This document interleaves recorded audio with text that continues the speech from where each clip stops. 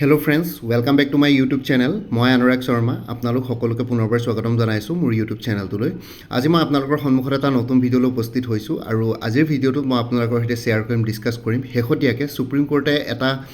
নতুন অবজাৰ্ভ কৰিছে। ঠিক আছে, ইয়াতে higher qualified candidates cannot claim jobs meant for lower qualification, Supreme Court observes. ঠিক আছে, চ' ইয়াতে ছুপ্ৰিম কোৰ্টৰ এটা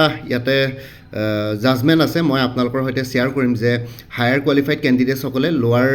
যোনখিনি চাকৰিত লোৱাৰ কোৱালিফিকেশ্যন দৰকাৰ পৰে সেইখিনি তেওঁলোকে ক্লেইম কৰিব নোৱাৰিব বা সেইখিনিত এপ্লাই কৰিব নোৱাৰিব, পৰীক্ষা দিব নোৱাৰিব। সেইটোৰ ওপৰতে হয় গোটেই নিউজটো। একজেক্টলি নিউজটো কি আৰু ভৱিষ্যতলৈ কি ইম্পেক্ট হ'ব পাৰে বা অসমৰ যোনখিনি state level competitive recruitment exams সেইখিনিৰ ওপৰত কিবা প্ৰভাৱ পৰিব পাৰে নেকি, সেইটোৰ ওপৰত অকণমান ডিছকাশ্যন কৰিম। ঠিক আছে, তাৰ আগতে মই আপোনালোকক কৈ দিছোঁ, আপোনালোকে যদি আপকামিং এক্সামছবিলাকৰ কাৰণে প্ৰিপেৰেশ্যন কৰি আছে তেতিয়াহ'লে APSC CC 2025ৰ কাৰণে দুখন প্ৰেক্টিছ মক পেপাৰ্ছ এভেইলেবল আছে। জেনেৰেল ষ্টাডিজ 1 আৰু CSET দুইখনৰে কুৱেশ্যনছ ইয়াতে ইনক্লুডেড কৰা হৈছে, উইথ এনচাৰ্ছ আছে। 75 ৰুপিছত এভেইলেবল আছে। মই নিজে বনাইছিলোঁ এইখিনি কুৱেশ্যনছ। আপোনালোকে যদি ভাল বিচাৰে তেতিয়াহ'লে ল'ব পাৰিব। দুখন পেপাৰ্ছ এভেইলেবল আছে আৰু লগতে যোনখিনি CSETৰ যোনখিনি নিউমেৰিকেলছ থাকিব সেইখিনিৰ কাৰণে আপোনালোকে ষ্টেপ বাই ষ্টেপ এক্সপ্লেনেশ্যনো পাই যাব। ঠিক আছে, উইথ এনচাৰ কিজ আছে, নিজে প্ৰেক্টিছ কৰি চাব পাৰে, পৰীক্ষাৰ আগতে নিজকে টেষ্ট কৰি চাব পাৰে। দুখন যিমান পাৰোঁ সিমান ভাল কুৱেশ্যনছ দি পেলাই, ভাল কুৱেশ্যনছ ইনক্লুড কৰি পেলাই বনাইছোঁ। যিসকলে লৈছিলে তেওঁলোকে ভালেই পাইছে, যিমানখিনিয়ে এতিয়ালৈকে লৈছে তেওঁলোকৰ পৰা যোনখিনি ৰিভিউ পাইছোঁ। ঠিক আছে, চ' এইটোৱে আছিলে APSC দুখন CSET দুখন প্ৰেক্টিছ মক পেপাৰ্ছ আছে, আপোনালোকে ল'ব পাৰে। এইটো নম্বৰ হোৱাটছএপ কৰিব পাৰিব 9706557851। ঠিক তেনেদৰে আছাম হোমগাৰ্ড ছাৰ্ভিচৰ ফুল কোৰ্ছ এভেইলেবল আছে, পেপাৰ 1 পেপাৰ 2 275 ৰুপিছত। এইটো নম্বৰ হোৱাটছএপ কৰিব পাৰিব। আছাম কোঅপাৰেটিভ এপেক্স বেংকৰ এছিষ্টেণ্টৰ ফুল কোৰ্ছ এভেইলেবল আছে 400ত। এইটো নম্বৰ হোৱাটছএপ কৰিব পাৰিব 9706557851। ঠিক তেনেদৰে DSS DME গ্ৰেড 3 নন টেকনিকেলৰ ফুল কোৰ্ছ এভেইলেবল আছে, প্লাছ প্ৰেক্টিছ মক পেপাৰ্ছ 400ত। এইটো নম্বৰ হোৱাটছএপ কৰিব পাৰিব 9706557851। আৰু মোৰ কোৰ্ছ মেটেৰিয়েলছবিলাক PDF ফৰ্মেটত এভেইলেবল আছে, MCQs ফৰ্মত, আৰু মেথছ ৰিজনিং এপ্টিটিউডৰ কাৰণে ষ্টেপ বাই ষ্টেপ এক্সপ্লেনেশ্যন আৰু ফৰ্মুলা পাই যাব। এতিয়া ভিডিঅ'টোৰ মেইন টপিকটোলৈ আহিছোঁ। বাকী অন্য ষ্টাডি মেটেৰিয়েলছ যোনখিনি আছে সেইখিনি আমি ভিডিঅ'টোৰ শেষত আমি ডিছকাছ কৰিম। ঠিক আছে, চ' ইয়াতে নিউজটো হৈ গ'ল higher qualified candidates cannot claim jobs meant for lower qualifications, Supreme Court observes. ঠিক আছে, আৰু গোটেই ডিটেইলছটো যদি চাওঁ ইয়াতে দেখিছে আপোনালোকে, মই আপোনালোকক ভালকৈ এক্সপ্লেইন কৰি দিম। In an important ruling the Supreme Court of India has said that candidates with higher educational qualification cannot claim jobs that are specifically meant for people with lower qualifications। ঠিক আছে, যিখিনি চাকৰিত স্পেচিফিকেলি লোৱাৰ qualification বিচৰা হৈছে সেইখিনি চাকৰিত যিসকল কেণ্ডিডেটছৰ হায়াৰ কোৱালিফিকেশ্যন আছে তেওঁলোকে সেই জবটোত ক্লেইম কৰিব নোৱাৰিব বা এপ্লাই কৰিব নোৱাৰিব। ঠিক আছে, ছাপ'জ ADREটো সেই ছিষ্টেমটো আছে, যেনেকৈ আপোনালোকে ADREৰ গ্ৰেড 4ৰ কাৰণে এপ্লাই কৰিবৰ কাৰণে হায়েষ্ট কোৱালিফিকেশ্যন হায়াৰ ছেকেণ্ডেৰী বিচাৰে, কাৰণ গ্ৰেড 4ৰ যোনকেইটা পষ্ট আছে সেই এটাটো হ'ল ক্লাছ 8লৈকে পঢ়া আৰু এটাটো হ'ল মেট্ৰিক পাছ। ঠিক আছে, 8 আৰু 10লৈকে থকা জব আছে আৰু তাৰে হায়েষ্ট কোৱালিফিকেশ্যন ক্লাছ 12লৈকে বিচাৰে। হায়াৰ ছেকেণ্ডেৰীতকৈ ওপৰৰ যদি আপোনালোকৰ কোৱালিফিকেশ্যন আছে যেনেকৈ গ্ৰেজুৱেট, তেনেহ'লে আপোনালোকে এপ্লাই কৰিব নোৱাৰে। ঠিক আছে, আৰু এইটো গভৰ্ণমেণ্ট ডাটাত আপোনালোকৰ ৰেকৰ্ড থাকে কোনজন কেণ্ডিডেটছৰ কিমান কোৱালিফিকেশ্যন হয়। চ' সেইটো আপোনালোকে জেনেৰেলি আপোনালোকে সেইটো মানে ফেক কৰিব নোৱাৰে। চ' সেইটো কাৰণে পাছত গৈ পেলাই বহুতবিলাকৰ প্ৰব্লেম হৈছেগৈ, বহুতবিলাক লাষ্ট টাইমো বহুতবিলাকক আউট কৰি দিয়া হৈছিলে। ঠিক আছে, তেনেকুৱা ধৰণৰ কথা। চ' সেইটো কাৰণে আপোনালোকে কিছুমান যদি বাচি গৈছেতো ভালেই, কিছুমানক বহুতক কিন্তু তাৰপৰা উলিয়াই দিয়া হৈছিলে। ঠিক তেনেদৰে ইয়াতো সেইটো কথাই কৈছে, আৰু এই বস্তুটো ভৱিষ্যতলৈ বেছি বাঢ়িব পাৰে। অন্য যোনখিনি গ্ৰেজুৱেট লেভেলৰ চাকৰি আছে তাতো হয়তো পষ্ট গ্ৰেজুৱেট আৰু PhD হোল্ডাৰসকলে এপ্লাই কৰিব নোৱাৰে। এতিয়া পষ্ট গ্ৰেজুৱেট বা PhD হোল্ডাৰসকলৰ আমাৰ ইণ্ডিয়াৰ জব মাৰ্কেটটো ইমানো বেছি ভাল নহয়, কাৰণ পপুলেশ্যন বাঢ়ি গৈ আছে আৰু ইমানখিনি জব দিয়াটো পচিবল নহয়। ঠিক আছে, জব ক্ৰিয়েট কৰাটো ইকনমিত। চ' এইটো এটা ডাঙৰ ক্ৰাইচিছ। চ' সেইটো কাৰণে ভৱিষ্যতলৈ এই নিয়মটো বেছি ষ্ট্ৰিক্ট কৰি দিয়াৰ সম্ভাৱনা আছে। যোনবিলাক গ্ৰেজুৱেট লেভেল পষ্ট সেইবিলাকক হয়তো ভৱিষ্যতলৈ পষ্ট গ্ৰেজুৱেট আৰু PhD সকলক এপ্লাই কৰিবলৈ নিদিবও পাৰে। চ' তেনেকুৱা ধৰণৰ কথা, এইবিলাক বস্তু লাহে লাহে ৰুলছবিলাক আহি থাকিব। চ' ইয়াতে নেক্সটটো হৈ গ'ল the court observe that allowing over qualified candidates to secure such post would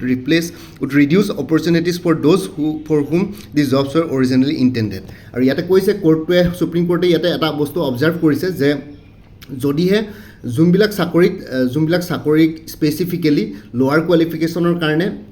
বনোৱা হৈছে, যোনবিলাক চাকৰিত লোৱাৰ কোৱালিফিকেশ্যন দৰকাৰ পৰিছে, লোৱাৰ কোৱালিফিকেশ্যনৰ কেণ্ডিডেটছক এপ্লাই কৰিবলৈ দিছে সেইবিলাক চাকৰি যদি অভাৰ কোৱালিফাইড কেণ্ডিডেটছক সেইবিলাক চাকৰিত যদি এলাউ কৰা হয় তেতিয়াহ'লে ইয়াতে অন্য যোনখিনি লোৱাৰ কোৱালিফিকেশ্যন কেণ্ডিডেটছ আছে যিসকলৰ কাৰণে স্পেচিফিকেলি সেই চাকৰিটো মিন কৰা হৈছে ক্ৰিয়েট কৰা হৈছে সেইখিনিয়ে ইয়াতে অপৰচুনিটি নাপাব পাৰে মানে অপৰচুনিটি কমি যাব পাৰে ছাপ'জ এটা হাই ছেকেণ্ডেৰী পাছ চাকৰি আছে মাত্ৰ কোৱালিফিকেশ্যন হাই ছেকেণ্ডেৰী পাছ বিচাৰিছে তাতে যদি এজন গ্ৰেজুৱেট বা পষ্ট গ্ৰেজুৱেটে এপ্লাই কৰে যিসকলে অনলি হাই ছেকেণ্ডেৰী পাছ কৰি থৈছে তেওঁলোকৰ হয়তো ইয়াতে কি বুলি কয় অপৰচুনিটি কমি যাব পাৰে কাৰণ তাতে বহুতখিনি গ্ৰেজুৱেট বা পষ্ট গ্ৰেজুৱেটৰ কেণ্ডিডেটছো সোমাই যাব যেনেকৈ ADRE ক্ষেত্ৰতে চাওক ADRE যোনটো গ্ৰেড 3 এটা হাই ছেকেণ্ডেৰী লেভেলৰ চাকৰি আছে হাই ছেকেণ্ডেৰী লেভেলৰ পোষ্ট আছে তাতে হাই ছেকেণ্ডেৰী লেভেলৰ পোষ্টত এতিয়া যিসকল বহুতে মাষ্টাৰ ডিগ্ৰী হোল্ডাৰবিলাকে এপ্লাই কৰিব পাৰে ঠিক আছে তেনেকৈ হ'লে কি হ'ব যোনখিনি হাই ছেকেণ্ডেৰী পাছ জেনুইন কেণ্ডিডেটছ আছে সেইখিনিৰ কাৰণে অপৰচুনিটিটো কমি যায় কাৰণ কম্পিটিশ্যন বাঢ়ি যায় বহুতে সেই হাই ছেকেণ্ডেৰী পোষ্টটো বহুতখিনি গ্ৰেজুৱেট কেণ্ডিডেটছে তাতে লৈ লয় আৰু ইয়াতে এনেকুৱা হয় লোৱাৰ পাছত আকৌ তেওঁলোকে নেক্সট ইয়াৰ আকৌ হেৰি কৰে কি বুলি কয় আকৌ পৰীক্ষা দিয়ে আকৌ গ্ৰেজুৱেট লেভেললৈ যাবলৈ চেষ্টা কৰে ঠিক তেনেকৈ তেওঁলোকে হাই ছেকেণ্ডেৰী লেভেলৰ পোষ্টটো লৈ ল'লে আৰু লগতে তেওঁলোকে পাছত পোষ্টটো এৰিও দিলে নেক্সট ADRE যেতিয়া পৰীক্ষা হয় তেনেকুৱা ধৰণৰ কেছেছ বহুত আছে তেনেকুৱা ধৰণৰ চ' ইয়াতে সেইটো কথাই কৈছে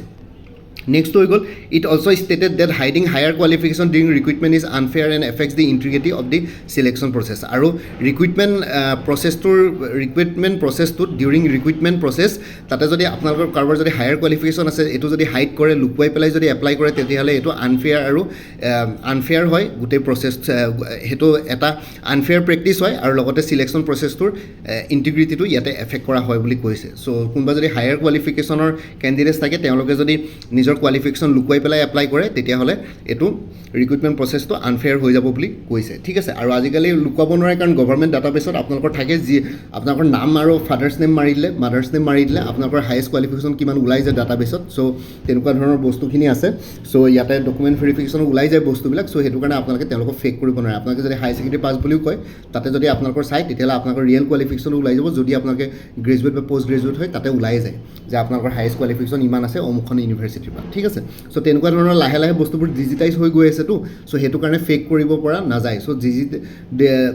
ডিজিটাইজেশ্যনটো এটাৰ ভাল হেৰি চ' ইয়াতে অকণমান কাৰাপশ্যনটো কমিছে আৰু লগতে আনফেয়াৰ প্ৰেক্টিচেছবোৰো অলপ হ'লেও কমিছে আগতকৈ the judgement came while hearing a case involving a temporary bank attendant employed by Syndicate Bank আৰু এই জাজমেণ্টটো আহিছিলে হাইলাইটত আহিছিলে যেতিয়া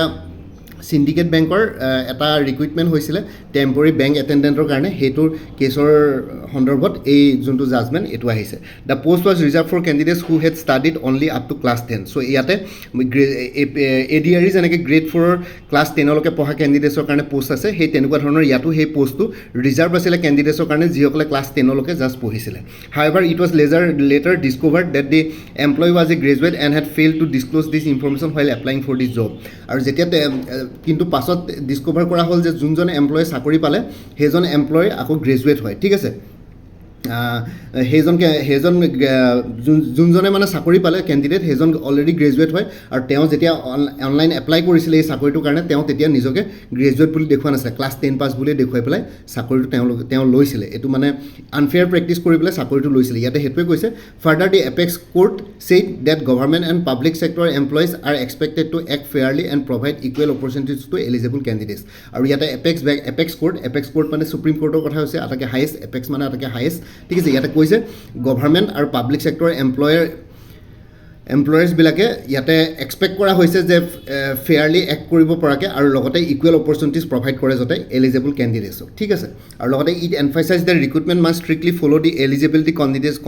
conditions mention in the official notification আৰু অফিচিয়েল নটিফিকেশ্যনত যোনটো এলিজিবিলিটি কণ্ডিশ্যনছ আছে সেইটো ইয়াতে ষ্ট্ৰিক্টলি ফ'ল' কৰিবৰ কাৰণে কোৰ্টটোৱে অৰ্ডাৰ দিছে গভৰ্ণমেণ্ট আৰু ৰিক্ৰুইটমেণ্ট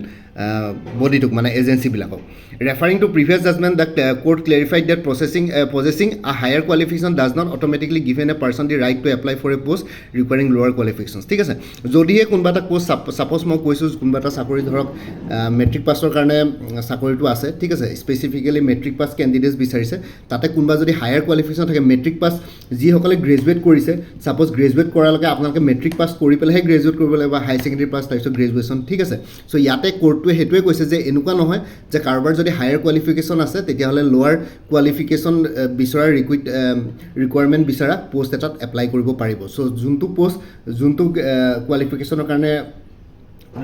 কি বুলি কয় ৰিজাৰ্ভ আছে বিচাৰিছে সেইটো কোৱালিফিকেশ্যনৰ কেণ্ডিডেটছে ইয়াতে এপ্লাই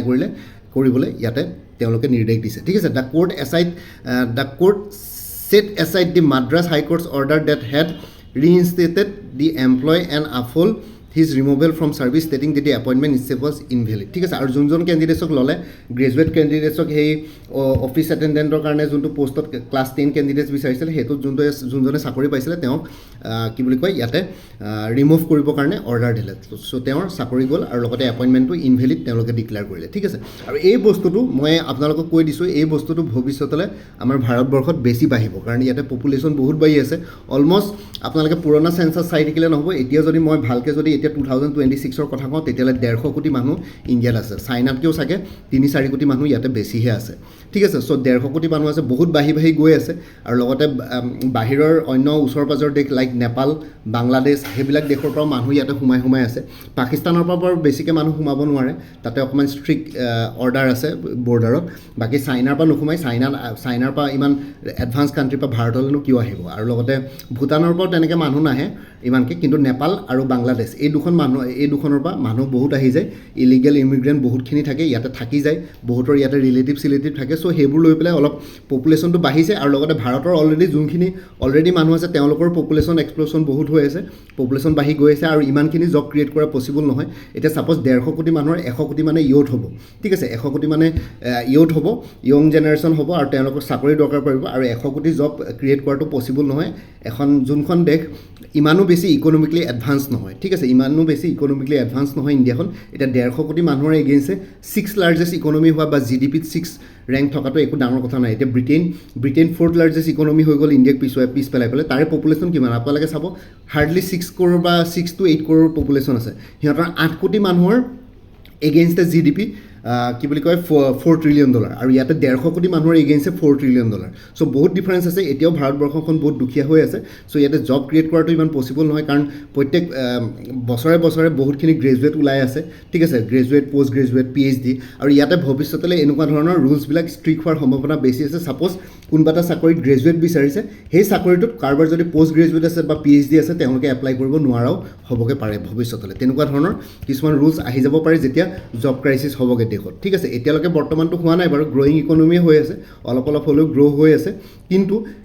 পাছত গৈ পেলাই যদি কেতিয়াবা যদি এনেকুৱা ধৰণৰ কিবা ক্ৰাইচিছ হয় তেতিয়াহ'লে এনেকুৱা ধৰণৰ ৰুলছ ইমপ্লিমেণ্ট কৰিবলৈ বাধ্য হৈ যাব গভৰ্ণমেণ্ট বা সুপ্ৰিম কোৰ্টে ঠিক আছে চ' সেইটোৱে কথা আৰু লগতে বস্তুটো এনেকুৱা যদিহে আপোনাৰ মাষ্টাৰ ডিগ্ৰীয়ে কৰিব আছিলে বা পষ্ট গ্ৰেজুৱেটে কৰিব আছিলে তেতিয়াহ'লে আপোনালোকে গ্ৰেজুৱেট লেভেলৰ চাকৰিৰ কাৰণে কিয় এপ্লাই কৰি আছে আপোনালোকৰ এটা এইম লৈ পেলাই পষ্ট গ্ৰেজুৱেট বা কি বুলি কয় PhD কৰিছিলে যে কলেজৰ প্ৰফেচাৰ হ'ম বা কিবা হ'ম চ' তাৰ বাহিৰে আকৌ আহি পেলাই যে গ্ৰেড 3 চাকৰি এটা এপ্লাই কৰি আছে ক্লাৰিকেল লেভেলৰ কথাটো তেনেকুৱা কিন্তু ইয়াতে এটা কণ্ডিশ্যন আছে ইয়াতে এটা এক্সেপশ্যন আছে ইণ্ডিয়াত কাৰণ ইয়াতে যিহেতু জব ক্ৰাইচিছ এতিয়াও বৰ্তমান ইমানখিনি গ্ৰেজুৱেট আছে জব চবকে দিয়াটো পচিবল নহয় জব মাৰ্কেটখন ইমানো ভাল নহয় ইণ্ডিয়াত চ' সেইটো কাৰণে ইয়াত এতিয়া বৰ্তমান এতিয়ালৈকে গ্ৰেজুৱেট পষ্ট গ্ৰেজুৱেট বা PhD হোল্ডাৰখিনিকো গ্ৰেজুৱেট লেভেলত তেওঁলোকে এলাউ কৰি আছে কিন্তু ভৱিষ্যতলৈ এইবিলাক ৰুলছ অলপ চেঞ্জ হ'ব পাৰে যদিহে ইয়াতে বেছি ক্ৰাইচিছ হৈ যায় কাৰণ যদি আপুনি গ্ৰেজুৱেট কৰিছে তেনেহ'লে গ্ৰেজুৱেট লেভেলৰ চাকৰিৰ কাৰণে এলিজিবল যদি আপুনি হাই ছেকেণ্ডেৰী কৰিছে হাই ছেকেণ্ডেৰীৰ কাৰণে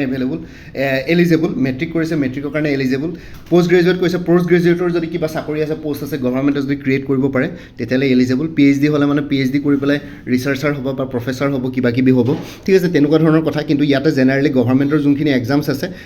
মানে একদম ক্লাৰিকেল লেভেলৰ পৰা হেৰি কি বুলি কয় আপোনালোকৰ ক্লাৰ্কৰ পৰা একেবাৰে গেজেটেড অফিচাৰলৈকে যোনটো আছে গ্ৰেড 3 পৰা একেবাৰে ক্লাছ 1 গেজেটেডলৈকে তাতে জাষ্ট গ্ৰেজুৱেট কোৱালিফিকেশ্যন বিচাৰি যেনেকৈ IAS IPS ACS APS ঠিক আছে তেনেকুৱা ধৰণৰ চাকৰিবিলাক আৰু লগতে ADRE গ্ৰেড 3 পষ্টৰ কাৰণেও ইয়াতে গ্ৰেজুৱেটে বিচাৰে গ্ৰেজুৱেটৰ মিনিমাম গ্ৰেজুৱেট কোৱালিফিকেশ্যন লাগে এতিয়া বৰ্তমান গ্ৰেজুৱেটটোৱে এটা মেইন চেণ্টাৰ পইণ্ট হৈ আছে বৰ্তমান ৰিক্ৰুইটমেণ্টৰ ঠিক আছে গ্ৰেজুৱেট কেণ্ডিডেটছে যিকোনো এক্সামৰ কাৰণে এলিজিবল হয় ভাল চাকৰিৰ কাৰণে লাগিলে ক্লাৰিকেলে হওক বা ক্লাছ 1 বা ক্লাছ 2 গেজেটেড অফিচাৰে হওক এতিয়া বৰ্তমান সেইটো চলি আছে কিন্তু ভৱিষ্যতলৈ এনেকুৱা ধৰণৰ ইয়াতে প্ৰব্লেম হ'ব পাৰে ইয়াতে যোনটো জাজমেণ্ট দিলে সেইটোৰ পৰা আমি এইটোৱে শিকিব পাৰোঁ যে ইয়াতে যোনটো ৰুলছ তেওঁলোকে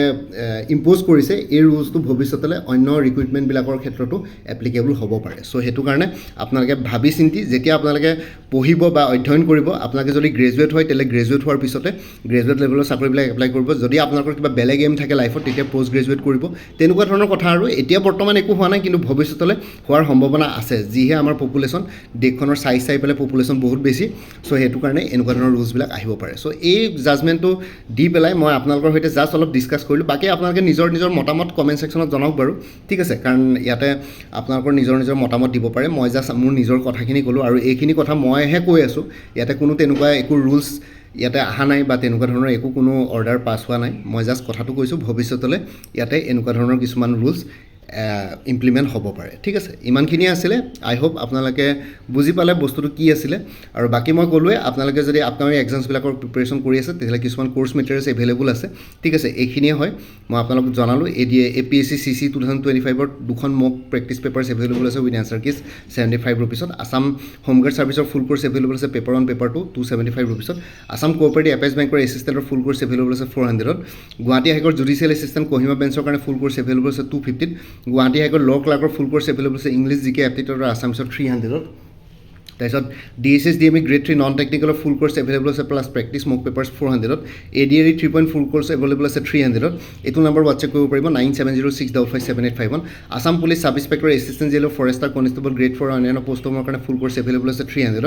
BTC ফৰেষ্টাৰ আৰু ফৰেষ্ট গাৰ্ডৰ ফুল কোৰ্চ এভেইলেবল আছে 275ত আছাম কম্পিটিটিভ এক্সামছ বুলি এটা ফুল কোৰ্চ মেটেৰিয়েলছ এভেইলেবল আছে 400ত ইয়াতে অসমৰ